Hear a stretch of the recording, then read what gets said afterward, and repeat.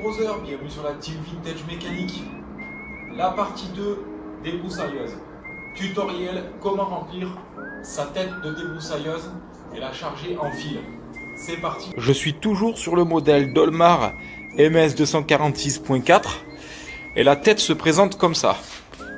Alors ici, hop, vous allez avoir une encoche. Ici, en face, pareil, j'appuie. Alors c'est pas facile à une main. J'appuie et je déverrouille le couvercle. Vous allez avoir accès dedans à la tête qui vous permet de charger le fil. Pour ce faire, vous allez couper deux morceaux de fil de 50 cm pour ma part. La taille varie en fonction du diamètre du fil. Ici, dans votre tête, vous allez avoir une gorge. Dans cette gorge, vous allez commencer par bloquer les fils. Exactement comme cela.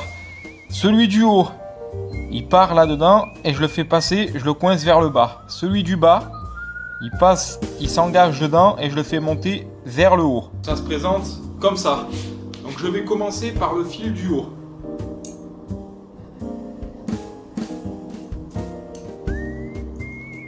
Normalement, voilà, ça m'a quasiment rempli ma canule. Je viens, hop, le coincer dans une des encoches qui est en haut. Et là, je viens faire pareil avec le fil du bas.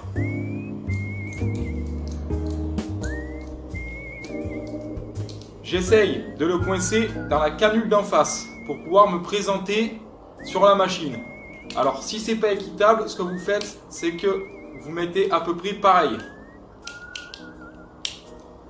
Dans le principe, je suis à peu près pareil. Voilà. La garde de votre fil, le maximum que vous pouvez mettre en capacité, ça se trouvera sur la gorge du milieu. C'est-à-dire que votre fil doit venir à ras ici. Si vous chargez trop, vous allez avoir des soucis quand vous allez la remonter dans la tête. Je viens mettre, hop, dans cette position. Donc un téton en face des sorties de fil. Normalement, si ça se passe bien, ça doit plutôt bien se présenter. Voilà. Donc comme ça, il me suffit de défaire les fils ici l'un après l'autre et de les passer dans la gorge ici en les verrouillant. Exactement comme ça.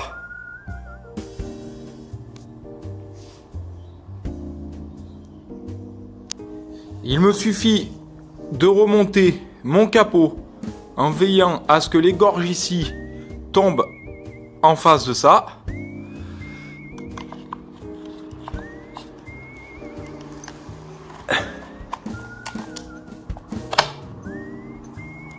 Je déverrouille ici. Ça, c'est le tap and go. Je vais vous expliquer à quoi ça sert. Et voilà, le tour est joué. Donc si c'est un peu trop grand, comme ici, ne vous inquiétez pas. Soit vous y mettez un coup de serpette, soit vous laissez la machine en faisant une rotation comme ça. Quand vous allez accélérer, le fil va venir taper sur le carter et il va se couper.